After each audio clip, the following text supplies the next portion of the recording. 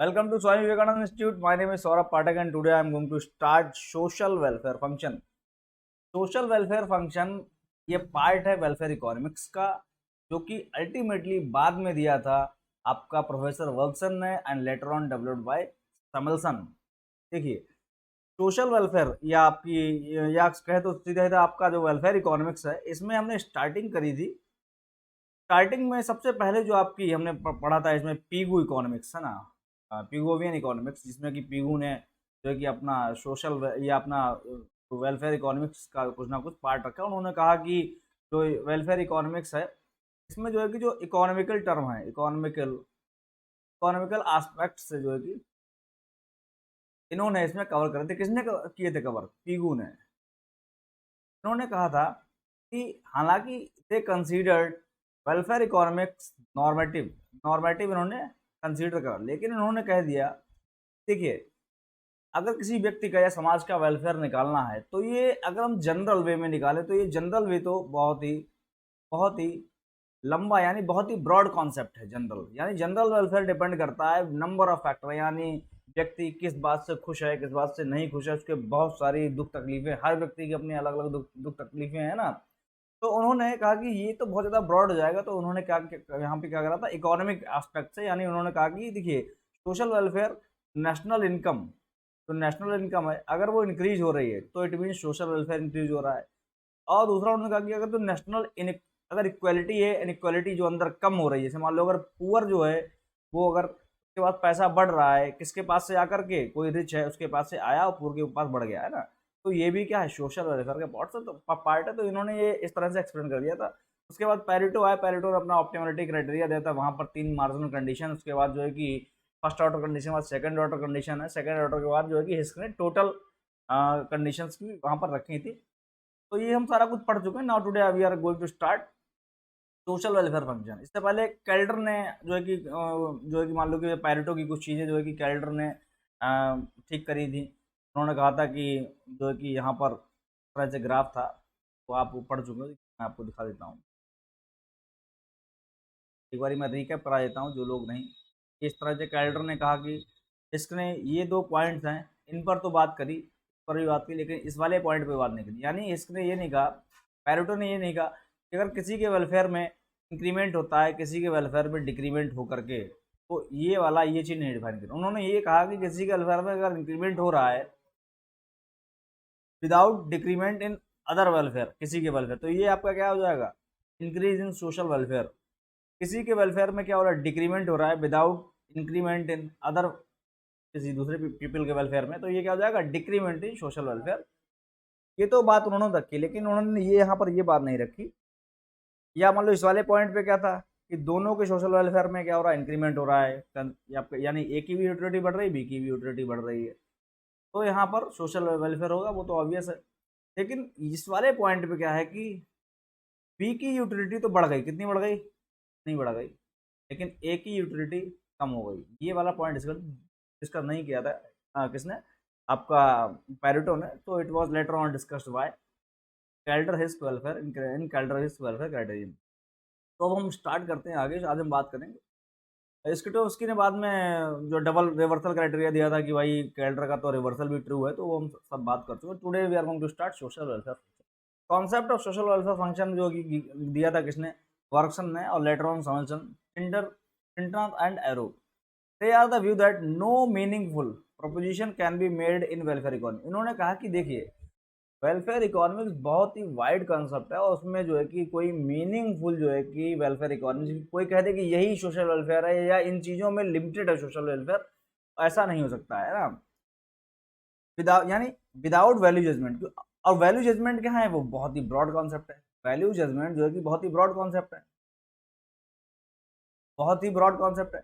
अब आप ये बताइएगा कि इतना ब्रॉड, मान लो कि अब आपके लिए मॉर्निंग में जॉगिंग करना पसंद हो सकता है, या हो सकता है कि आपके लिए आपकी यूटिलिटी बढ़ती हो सुबह 8 बजे तक सोने में, है ना, क्योंकि हो सकता है आप लेट नाइट तक काम करते हो, कोई लोग लेट नाइट तक काम नहीं कर पाता। तो उसमें आपको ये मत लीजिएगा कि सुबह उठना बेकार बात है। देखिए, साइंटिफिकली जो है कि मैं आपको बताऊं कि कि भाई आउटपुट आप कितना दे रहे हो, यानी जो है कि अगर मान लो कि अगर रात में आप देर तक काम करो तो सुबह ऑब्वियसली देर से आप सोते होगे, है ना। तो ये चीजें हैं, तो उसमें लेकिन वेलफेयर अलग अलग है सबका।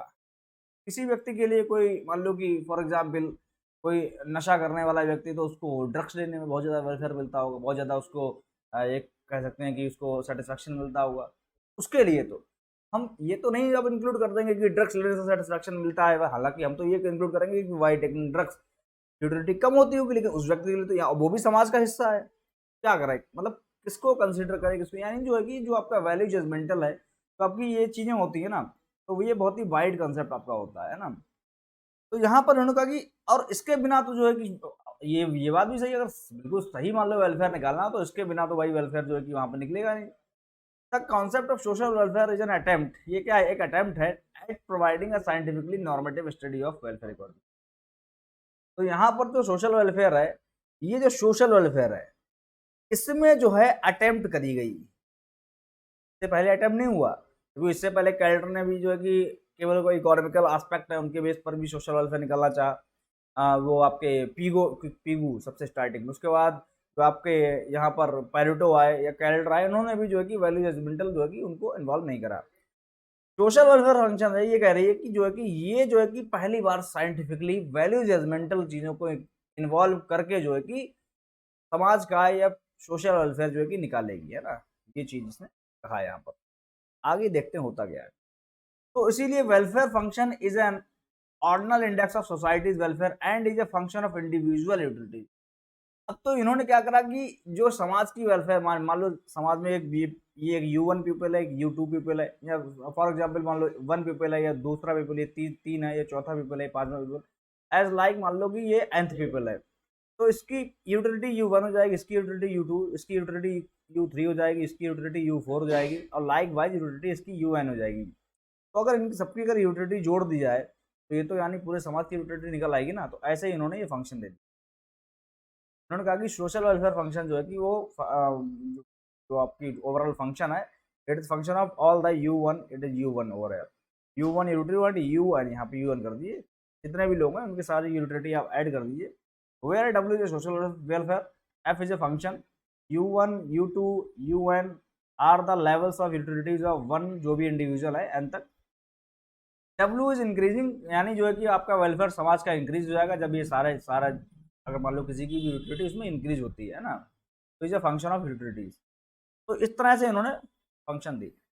अब देखिए वर्कशॉप ने तो इतनी बात बताई, सारे जो समाज में लोग हैं उनकी सबकी अपनी अपनी जो यूटिलिटीज हैं, है ना, सेटिस्फैक्शन है उनके, उनको सबको ऐड करके समाज का वेलफेयर निकला है उसमें। अब देखिए अजम्पशन इसमें क्या बनाएंगे, it assumes that social welfare depends on each individuals wealth. इन्होंने कहा पहली बार ने वर्कसन ने समसन ने, है ना, कि भाई सोशल वेलफेयर जो कि इंडिविजुअल की वेल्थ पर, यानी उसकी जो वेल्थ यानी उसकी प्रॉपर्टी है उस पर भी डिपेंड करता है। जैसे मान लो किसी कोई व्यक्ति, वो कोई गरीब है बिल्कुल, कोई व्यक्ति की बहुत ज़्यादा प्रॉपर्टी, तो हो सकता है भाई इसका वेलफेयर जो है कि इसकी प्रॉपर्टी है इसके पास, तो इसलिए बहुत ज़्यादा ये सुख महसूस करता है ऑल टाइम कि मेरे पास बहुत ज़्यादा प्रॉपर्टी है ना, आई एम रिच। और इनकम, और जो इनकम हो रही है उसकी, है ना, and each individuals welfare depend in turn on his wealth and income and on distribution of welfare among members of society. ये बात भी है कि यानी जो है ये व्यक्ति है, मान लो ये ए है, ये बी है, तो इसका वेलफेयर अपने इसकी वेल्थ पर डिपेंड करेगा, इसका वेलफेयर डिपेंड किस पे करेगा, अपने इसकी जो मंथली इनकम है, जो मंथली इनकम है ना, इसका वेलफेयर ये डिपेंड करेगा कि मुझसे कोई और रिच तो नहीं है। अगर इससे भी कोई और अगर रिच होगा, मान लो बड़ा होगा, तो इसका वेलफेयर हल्का सा कम होगा, है ना, इन रिगार्ड अगर इससे कोई बड़ा नहीं होगा। यानी अगर इससे कोई बड़ा नहीं होगा, ये रिचेस्ट होगा अपने एरिया में, तो ये समझेगा कि ये बहुत ज़्यादा सेटिस्फाइड रहेगा, लेकिन इससे कोई ऊपर है तो हल्का सा ही अपने लिए वेलफेयर अपना कम सा महसूस करेगा। तो ऐसा होता है बेसिकली, आप ये बात समझ सकते हो जो what I am trying to say, तो ये चीज़ आप समझ सकते हो कि ये बी भी दो बार आ गया है ना, यहाँ पर ये चीज़ टाइपिंग थोड़ी मिस्टेक हो गई है। तो यहाँ पर जो है कि it assumes the presence of external economies. अब यहाँ पर ये अजम्पशन में लेते हैं किसको, एक्सटर्नल जो इकोनॉमीज हैं और डिस इकोनॉमीज, आप लोग प्रोडक्शन में मैंने आपको बताया है माइक्रो इकोनॉमिक्स में, है ना, तो उसको भी जो है कि यहाँ पर अजम्पशन है, अज्यूम करके चलता है with their consequent effects. Interpersonal comparison of utility involving value judgement are freely permissible.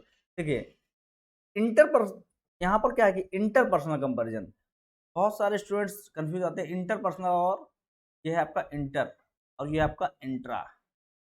Inter में आप ऐसे दिमाग लगा लीजिए, इंटर यानी जो कि इंटर का मतलब ऐसा भी लगता है कि ना कि अपने अंदर की आप बात करो, नहीं, इंटर का मतलब जो है कि मतलब इंटर क्लास में आप थे, बच्चों के साथ आप कंपेरिजन यानी और लोगों से पर्सन, समाज के लोगों से कंपेरिजन, तो आपका होता है इंटर पर्सनल कंपेरिजन। इंट्रा जो होता है INTRA, ये जो स्पेलिंग है इंट्रा, तो ये आपकी होती है जो आप खुद से अंदर जो है कि कंपेरिजन करते हो, खुद से बोलते हो कि हाँ नहीं ये 10 रुपये का सही है, अंदर की आवाज आपकी आवाज़ नहीं नहीं 5 रुपये का ये सही है, तो वो कंपेरिजन जो होता है। तो ये जो है कि इसमें interpersonal comparison of utility involving value judgements are freely permissible. उसके बाद जो है कि अब जो कि इन्होंने किसकी बात करी यहाँ पर, ग्रांड यूटिलिटी पॉसिबिलिटी फ्रंटियर। तो ये ग्रांड यूटिलिटी पॉसिबिलिटी फ्रंटियर है, ये कैसे होता है, देखिए अब आपका ये क्या है यूटिलिटी, ये आपका यहाँ पर ये वाला जो है ये आपका है यूटिलिटी पॉसिबिलिटी फ्रंटियर। मान लो ये फॉर एग्जाम्पल ये आपका ये एफ है और इसको मैंने नाम दे रखा है डी। इस तरह से भाई यूटिलिटी पॉसिबिलिटी फ्रंटियर होते हैं, यानी जो है कि जो मैक्सिमम यूटिलिटी जो है कि गुड्स, मान लो कि कंज्यूमर ए है बी है, ये मान लो कि अलग अलग जो गुड्स होंगे तो यहाँ पर, या मान लो कि ये कंज्यूमर ए यूटिलिटी है, ये कंज्यूमर बी यूटिलिटी है ना, तो जो what ever the combination of utilities can be possible okay from these utility possibility frontiers.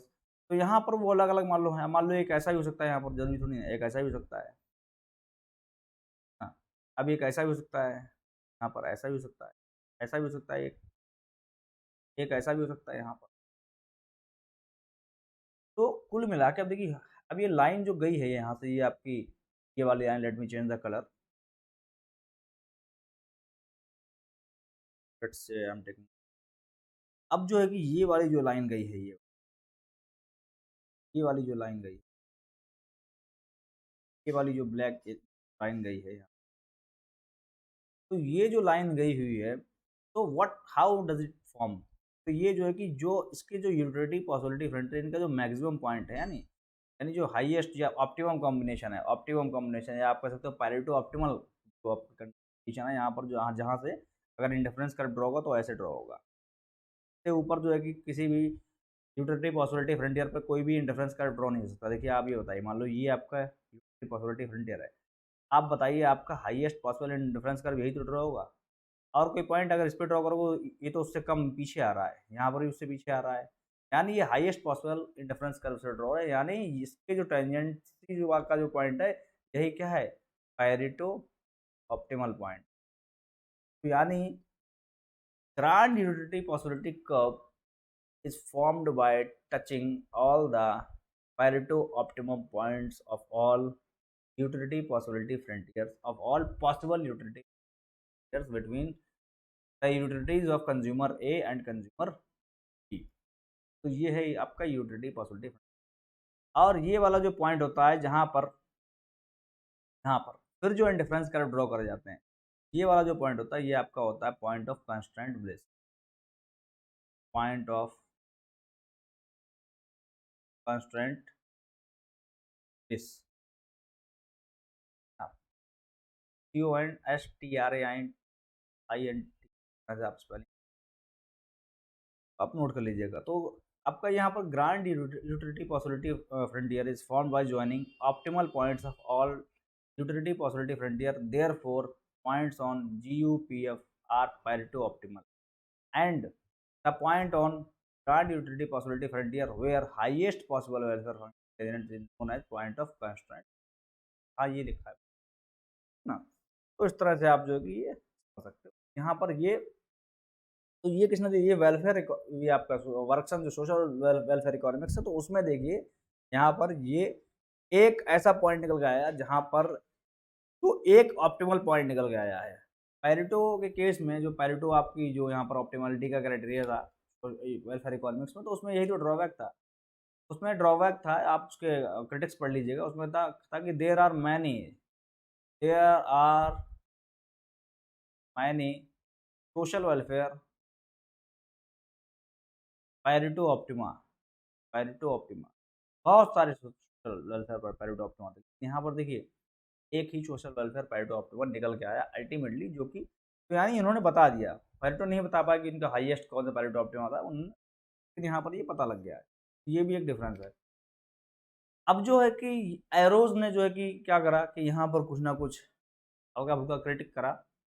Arrows social choice and individual values, Bergson and Samuelson did not deal the question as how to get these value judgement और what these value judgement to be for constructing welfare. जो social welfare यानी जो है कि इन्होंने कहा, Bergson और Samuelson ने क्या कहा बताइए, चलता हूँ। बर्गसन और सैमुअलसन ने क्या कहा, यहाँ पर they are, let me take another, यहाँ पर हाँ ब्लू कलर शायद मेरे पास है ऑलरेडी। तो proposition can be made in welfare economics without introducing value judgement, यानी इन्होंने कहा था कि नो मीनिंगफुल, कोई मीनिंगफुल बात नहीं हो सकती है इसको इंट्रोड्यूस मानी, यानी आपका यहाँ पर जो वैल्यू जजमेंट को इंक्लूड किए बिना कोई भी मीनिंगफुल प्रोपोजिशन वेलफेयर इकोनॉमिक्स में नहीं बनाई जा सकती है।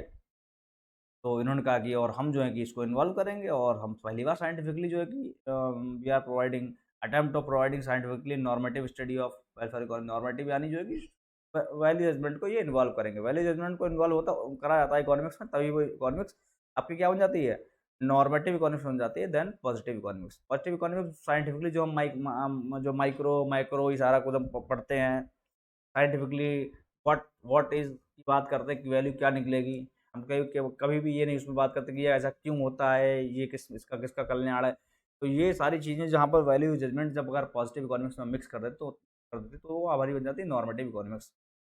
तो इसमें जो है कि इन्होंने कहा कि नॉर्मेटिव यानी हम वैल्यू जजमेंटल को इंक्लूड करेंगे, लेकिन कर क्या दिया अल्टीमेटली, देखो ये अलग अलग यूटिलिटी जो है कि वो सबकी ये जोड़ दी, है ना, क्योंकि वो बहुत ब्रॉडर कॉन्सेप्ट है, देखो आपको बताया तो टाइम। तो यही बात एरो ने पकड़ ली यहाँ पर।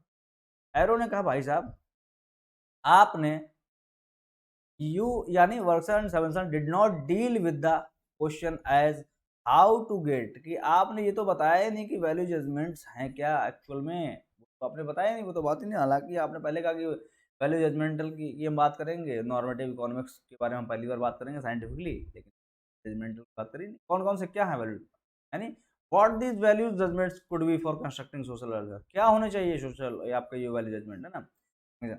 It was this problem left untouched by Samuelson and Bergson, ये और ये प्रॉब्लम अनटच, यानी ये वाली प्रॉब्लम जो है कि बिना बताए ये लोग बर्गसन और सैमुअलसन आगे बढ़ गए थे। यानी ये बात कौन कह रहा है, एरो कह रहे हैं ये बात। हालांकि अब एरो भी, क्योंकि सोशल वेलफेयर इकोनॉमिक्स में एरो भी आते हैं, ये इन सबके द्वारा बनाई गई, क्योंकि एरो अभी एक्चुअल में हो क्या रहा है, देखो क्रिटिक के बाद ही कुछ ना कुछ नया होता है। जैसे कि हर व्यक्ति के कोई ना कोई गुरु रहे हैं, लेकिन जो स्टार्टिंग में किसी ना किसी जो बहुत 100-200 साल पहले जब इंटरनेट नहीं था तब भी, और जिन लोगों ने इंटरनेट क्रिएट करा उनके भी तो कोई गुरु रहे होंगे ना। तो यानी उन्होंने जो अपने गुरु से शिक्षा ली तो उसमें कुछ ना कुछ अपग्रेडेशन करा, आज यहाँ पर है। ऐसे ही जो है कि एरो ने, मैं यहाँ पर गुरु की बात नहीं कर रहा हूँ, यहाँ पर जो है कि ये नहीं कह रहा हूँ एरो शिष्य उनके रहे कुछ भी, लेकिन हाँ जो पुरानी का कोई मान लो कि कोई खोज कर देता है या फॉर एग्जाम्पल इनोवेशन कर देता है या उस पर स्टडी कर लेता है, तो वो हमारा जो है कि ऑटोमेटिक सीनियर हो जाता है। तो उन पे इन्होंने बात करी, उसके बाद इन्होंने कहा कि which was explored by Arrow in his path breaking work, social choice and individual values of Kijeth Arrow in his social choice and individual values has demonstrated the impossibility of obtaining social welfare even if individual preferences are consistent। उन्होंने कह दिया कि भाई साहब social welfare जो आपका है आप पूरा निकालने अगर चाहें तो ये इम्पॉसिबल है, आप नहीं निकाल सकते हो। इवन इफ अगर आपको सबकी अलग अलग जो है कि यूटिलिटी पता हो फिर भी, उन्होंने इम्पॉसिबल इसीलिए कहा था शायद एरोज इम्पॉसिबिलिटी, ये बात कही जाती है। तो यहाँ पर अब देखिए क्या क्या है, तो इन्होंने अपने ऐसे 5 यहाँ पर पैरामीटर दिए, बातें बताई कि यहाँ पर क्या है कि इनमें से ये 5 की 5 एक साथ भी ट्रू नहीं हो सकती, है ना। He suggests 5 minimum conditions or criteria which social choices must satisfy in order to reflect preferences of individuals। जैसे कि भाई यहाँ पर वर्गसन ने क्या कहा कि सोशल वेलफेयर जो है कि वो इज अ फंक्शन ऑफ पर इंडिविजुअल यूटिलिटी जो भी हैं समाज की जितने भी लोग हैं यूएन, तो इन्होंने कहा अगर अगर समाज की इंडिविजुअल की यूटिलिटी पता करनी है तो उसके लिए 5 कंडीशन मस्ट हैं। ये 5 कंडीशन तो होनी होनी चाहिए और ये 5 कंडीशन एक साथ कभी भी ट्रू हो ही नहीं सकती, कभी भी मालूम हो ही नहीं सकती। इसीलिए जो सोशल वेलफेयर फंक्शन जो वर्कर्स नहीं है वो इम्पॉसिबल है पता करना पूरे समाज का वैल्यू जजमेंटर के साथ अगर आप सोशल वेलफेयर फंक्शन आप बनाना चाहते हैं। सी बात थी है ना। तो ही सजेस्ट मिनिमम कंडीशंस और criteria social choices must satisfy in order to reflect preferences of individual. पहला है कलेक्टिवली रैशनैलिटी। रैशनैलिटी का मतलब होता है समझदारी, कलेक्टिवली मतलब होता है एक साथ, पूरा समाज एक साथ समझदार हो, ये चीज़ बहुत ज़रूरी है ना। रिस्पॉन्सिवनेस टू इंडिविजुअल प्रेफरेंस, जो इंडिविजुअल का प्रेफरेंस है उसके प्रति रिस्पॉन्सिवनेस होना चाहिए। रिस्पॉन्सिव मतलब जवाबदेही, है ना। इंडिविजुअल का प्रेफरेंस क्या है उसके प्रति जवाबदेही समाज में होनी चाहिए, है ना। मान लो किसी का प्रेफरेंस अलग है तो उसके प्रति थोड़ा बता पाए कि हाँ इसका इस तरह से, मतलब उस पर थोड़ा रिस्पॉन्स करे उसके उसमें जो आपका उसका प्रेफरेंस है। नॉन इम्पोजिशन, इम्पोजिशन का मतलब जो है कि एक तरह से मतलब हिंदी मतलब अगर आप समझो इम्पोजिशन, इम्पोज कर देना बिल्कुल जो है कि मर देना, है ना। ऐसा नहीं होना चाहिए कोई किसी भी की पर जो है कि अपना प्रेफरेंस मर दे रहा है कि नहीं मुझे नहीं आप पर्दा ले लो, इस तरह की ये चीज़ें नहीं होनी चाहिए। Non dictatorship, dictator non dictatorship आप कह दो या कह दो आप डेमोक्रेसी, डेमोक्रेसी यानी यहाँ पर क्या होना चाहिए लोकतंत्र बात होना, यानी जो कि डेमोक्रेसी मान लीजिए यानी सबकी सुनी जाए, पब्लिक पब्लिक की गवर्नमेंट हो। नॉन डिक्टेटरशिप, नॉन डिक्टेटरशिप का मतलब आपका तानाशाही, है ना। वो चीज़ नहीं होनी चाहिए कि राजा जो है कि तानाशाही कर रहा है ताकि नहीं सुनी जा रही है। जब अपना हमारे यहाँ क्या है, हमारे तानाशाही हमारे क्या है, हमारे यहाँ क्या है, यहाँ पर डेमोक्रेसी है। बैटरी इसकी डाउन हो रही है, 1 minute let me charger over, please wait I in बंद हो जाए तो प्लीज वेट।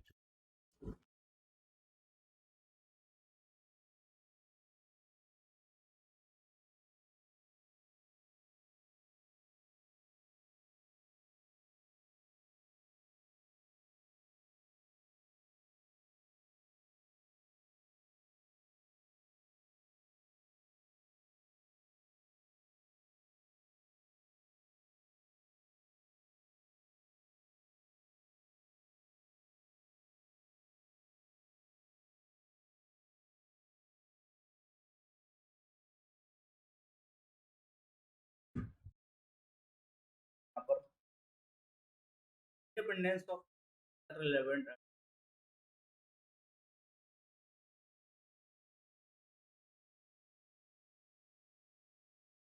यहाँ पर इंडिपेंडेंस ऑफ इररिलेवेंट अल्टरनेटिव, है ना। तो यहाँ पर क्या होगा, इंडिपेंडेंस है यानी जो है कि कोई जो है कि मान लो कि डिपेंडेंट यहाँ पर डिपेंडेंसी नहीं है ऑफ इररिलेवेंट अल्टरनेटिव्स, है। तो अल्टरनेटिव आप कह सकते हो कि सब्स्टिट्यूट कह सकते हो, सब्स्टिट्यूट, है ना। इररिलेवेंट यानी जो रिलेवेंट अल्टरनेटिव है उनको यहाँ पर क्या है इंडिपेंडेंसी है।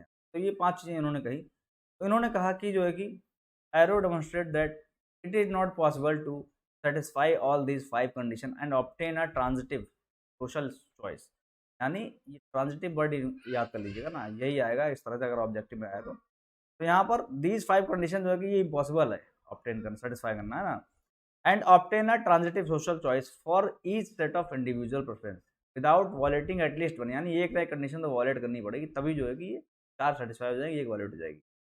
इन other words social choice is inconsistent और undemocratic because no voting system, या इन्होंने ये जो जब इन्होंने दिया था एरो ने तो ये वोटिंग सिस्टम को ध्यान में रखते हुए, वोटिंग सिस्टम को यहाँ पर उन्होंने ध्यान में रखते हुए कुछ इस तरह से एग्जाम्पल दिया था कि ये डेमोक्रेटिक होना चाहिए, है ना। कि देखिए वेलफेयर तो व्यक्ति का हर जगह से, मान लो कि वेलफेयर किसी व्यक्ति का अगर आप मान लो कोई स्टडी करोगे तो आप मान लो कि कोई एक बर्गर है तो से दे करके मान लो, क्योंकि पैरामीटर बहुत है ना। तो आप अगर स्टडी करोगे तो आप कोई ना कोई एक चीज़ दे करके मान लो स्टडी करोगे, मान लो आपने बर्गर दिया सबके लिए, मान लो इसको 2 को 3 को 4 को 5 को, इन्होंने अपना बताया यूटिलिटी, इन्होंने कहा बहुत अच्छा लगा, इन्होंने कहा कि बहुत बेकार लगा, उन्होंने कहा कि थोड़ा अच्छा लगा, उन्होंने कहा कि अच्छा लगा। तो सबका आपने कैलकुलेट कर लिया और आपने कह दिया कि समाज का वेलफेयर बर्गर से इतना मिला। तो जो वोटिंग है, वोटिंग से भी भाई किसी ना किसी को वेलफेयर मिलता है। भाई कोई वोट करके आया, तो वहाँ पर जो है कि किसको क्या वेलफेयर मिला, क्या उसको अच्छा लगा, को वोट देने दिया गया या नहीं देने दिया, या कि है ना, क्या प्राइवेसी उसको मिली वहाँ पर वोट देने की। आप वो ऐसा तो नहीं था कि कोई इसको 4 लोग या 1-2 लोग खड़ा होकर देख रहा था कि हाँ, तो पीपल फ़ील कि आप समझ सकते हो कि अगर कोई 2 व्यक्ति किसी पार्टी के खड़े होकर के देख रहे हैं, तो यानी जो है कि उसको फ़ोर्सफुली जो है कि उनको लगेगा भाई ये भी जानने वाले हमारे हैं, तो इन्हीं को लाओ दे दो, है ना? तो ये चीज़ें रहती हैं, आप समझ सकते हो। तो यहाँ पर एरो ने वोटिंग का एग्ज़ाम्पल लिया था यहाँ पर, है ना? सोशल चॉइस इज़ इनकंसिस्टेंट और undemocratic because no voting system allow, कोई भी वोटिंग सिस्टम अलाउ नहीं करता है दीज़ 5 कंडीशन साइड। पहले कोई भी अगर समाज का वेलफेयर निकालना हो, तो तो ये 5 कंडीशन मस्ट है। ये 5 कंडीशन यानी कोई भी वोटिंग सिस्टम ये 5 की पाँचों कंडीशन एक साथ ट्रू नहीं होने देता, है ना? ट्रू नहीं होने देता, है ना? ट्रू नहीं मतलब जो है कि सैटिस्फाई नहीं होने देता, कोई ना कोई एक कमी ज़रूर कर देगा। हाँ, this has come to be known as Arrow's impossibility theorem. तो ये जो है कि एरोज़ इम्पॉसिबिलिटी थ्योरम क्या होती है? मानी जाती है ना? तो ये आपकी अब जो है यहाँ पर Arrow's general impossibility theorem has been criticised by some. अब ये जो है कि चूँकि वर्कसन और समल्सन ने क्या दी थी? Social welfare function, social welfare function,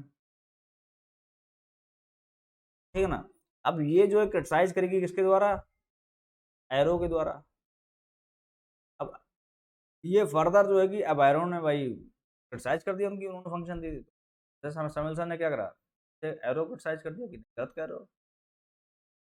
उन्होंने क्या कहा जो कि समल्सन ने, लिटिल ने भी क्रिटिसाइज़ करा और जो भी अदर वेलफेयर इकोनॉमिस्ट थे।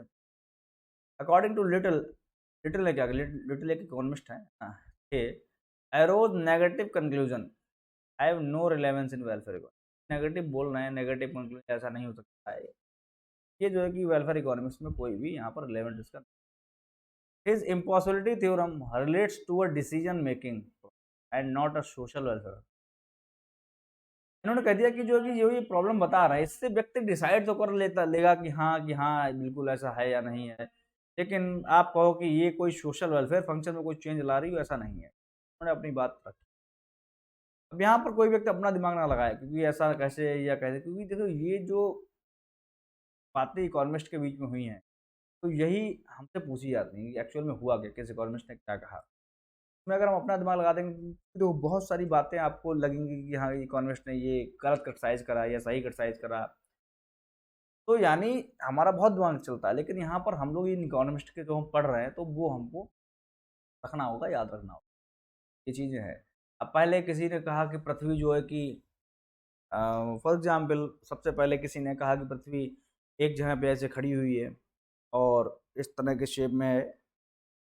तो अब उनको, हालाँकि वो गलत थे, वो पढ़ना पड़ता है। तो ऐसे ही इकोनॉमिक्स है यहाँ। तो यहाँ पर भी जो है कि आपको गलत सही तुरंत दिमाग नहीं लगाना, क्योंकि उस टाइम की बात है भाई ये आज की बातें थोड़ी ना है ना। तो यहाँ पर बॉमल ने क्या कहा? सोच that Arrow's requirement are more restrict. तो आपको ही कहेगा कि सर फिर हम पढ़ क्यों रहे हैं? देखिए, नहीं पढ़ रहे हो आप, क्योंकि देखो कि किस तरह से, क्योंकि जो आपका आपका माइंड क्रिएटिव कैसे बनेगा बताइए? आप क्यों पढ़ रहे हो? You are preparing for UGC NET. NET आप क्यों प्रिपेयर कर रहे हो? क्योंकि आपका पीएचडी में एडमिशन, पीएचडी करो या फॉर एग्जांपल असिस्टेंट प्रोफेसर बनो, आप डॉक्टर, मतलब आप कल की डेट में क्या करोगे कुल मिला के? You will be also doing research work, okay. तो रिसर्च वर्क में आपका माइंड कैसे क्रिएटिव होगा? तो इकोनॉमिक्स में ही आप करोगे, तो आपको पता होना चाहिए ना स्टार्टिंग से क्या क्या चीज़ें होती आई हैं, किसने क्रिटिसाइज करा, अब क्या हो सकता है। आप उस फील्ड में रिसर्च करोगे, आपको उसकी चेन तो पता होगी ना कि इस फील्ड में पहले किसने काम करा, उसके बाद ऐसे ऐसे क्रिटिसिज्म होते आए, फिर किसी ने कहा, फिर क्रिटिसिज्म, अब इसमें इनके में ये कमी, अब मैं ये कमी, इसलिए it is important for that and you are master. And तो आप लोग ये समझ रहे होंगे कि हाँ क्या इंपॉर्टेंट है। कॉमर्स shows that Arrow's requirements are more strict. उन्होंने कहा कि देखो, ये तो बहुत स्ट्रिक्ट का रिक्वायरमेंट है ना। Then this seems at first view then inconsistent और undemocratic. Social choices making is not really only alternative. तो उन्होंने कहा था इनकी कंडीशन बहुत ज़्यादा रिस्ट्रिक्ट है और जो है कि ये जो है कि इतना ज़्यादा ऐसा नहीं होता है, ये सारी उन्होंने बात करी, कहा कि जो है कि ऐसा लगता है, they seems that first view that इनका ये पहले देखने में ही इनकंसिस्टेंट लगती हैं, है ना, और अनडेमोक्रेटिक लगती हैं, तो जो है कि ये सही नहीं है, तो उन्होंने इस तरह से कह दिया। और द लास्ट कि आपका यहाँ पर वेलफेयर इकोनॉमिक्स हो जाता है बिल्कुल। Arrow's possibility, Arrow's theorem is based on the assumption of majority voting pattern, which does not take into consideration the possibility of voting system that requires anonymity and permits buying and selling of vote। हाँ, तो यहाँ पर voting system का उन्होंने example, तो लोगों कहते हैं वोटिंग सिस्टम पे तो उन्होंने बात करी है कि नहीं है, और भी चीज़ों को देखना चाहिए। तो यहाँ पर जो है कि आपका ये the end of welfare economics,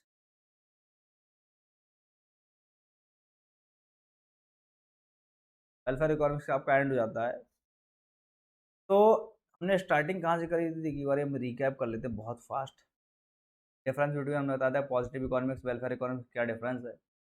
कोई इकोनॉमिक्स हम मान लो कि फॉर एग्जांपल नंबर्स में पढ़ते हैं, या मान लो कि वाट की बात करते हैं, तो ये आपका होता है कौन सा, पॉजिटिव इकोनॉमिक्स। लेकिन नॉर्मेटिव में अगर इसी में हम प्लस कर देते हैं वैल्यू जजमेंट, फीलिंग्स वगैरह, क्या होना चाहिए, सही गलत समाज के बारे में बात करते हैं, तो ये बन जाती है नॉर्मेटिव इकोनॉमिक्स, है ना।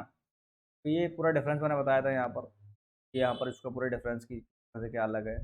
सबसे पहले जो है कि नियो क्लासिकल ने जो है कि सोशल वेलफेयर की बात करी थी इकोनॉमिक्स की, कि पीगू ने जो है कि सबसे पहले अपना दिया था क्राइटेरिया, उन्होंने कहा था कि नेशनल इनकम है यहाँ पर, तो बढ़ाने से और रीऑर्गेनाइजेशन ऑफ इकोनॉमी को उसको करने से यहाँ पे आपका क्या हो जाएगा, सोशल वेलफेयर बढ़ेगा। पेरेटो के उसके बाद पेरेटो आया, पेरेटो ने अपनी बात रखी यहाँ पर। पेरेटो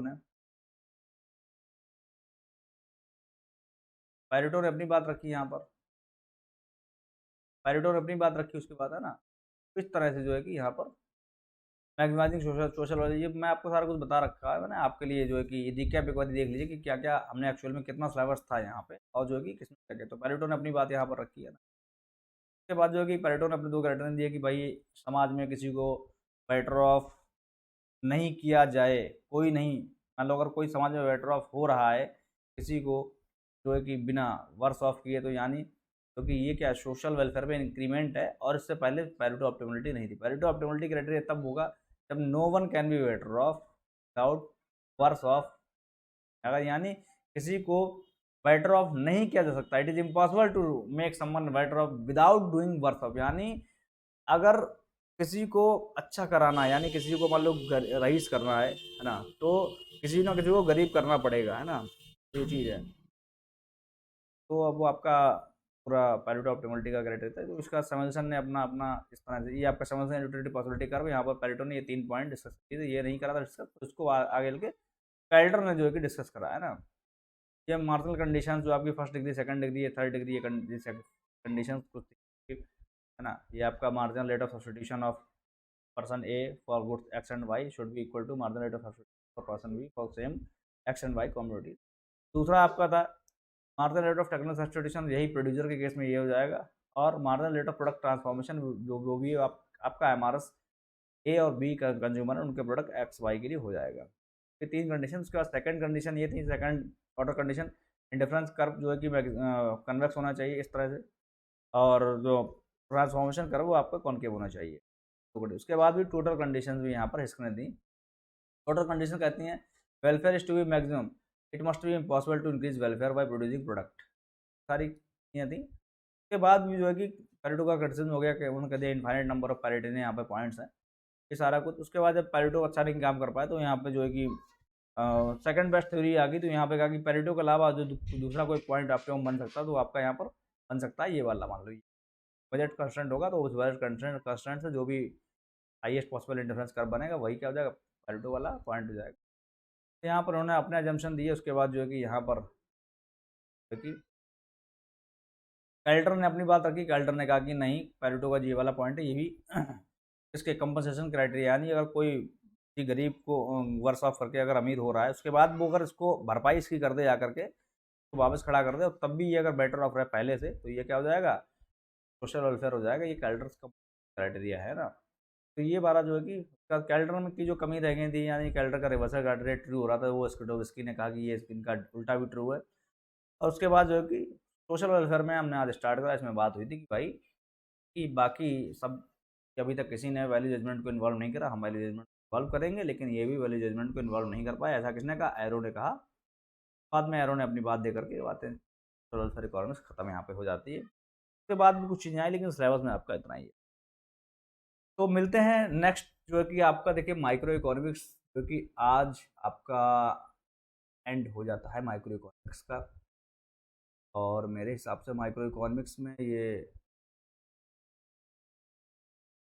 40 लेक्चर हुए हैं, 39 38 ऐसा कुछ ये 40 लेक्चर में इसमें हमने डिटेल में माइक्रो इकोनॉमिक्स कवर करी हुई है, बहुत ही डिटेल में। यानी जो है कि आपका कुछ मिस नहीं होगा इसमें से, यानी with point examination point of view. यानी जो है कि जो आपका उसमें सिलेबस है ना, मैंने यहाँ पे करवा दिया कि यहीं से आएगा, इसके बाहर से कुछ कॉन्सेप्चुअल सारी चीज़ें जो भी है स्टार्टिंग से लेकर एंड तक सब मैंने करवा दिया है। अब हम स्टार्ट करेंगे कल से माइक्रो इकोनॉमिक्स। माइक्रो के सारे लेक्चर खत्म। तो मिलते हैं नेक्स्ट सेशन में, तब तक टेक केयर। और एग्जाम आपका आ रहा है, keep on revising. I will be putting some of the revision class before you और you. Thank you so much, take care.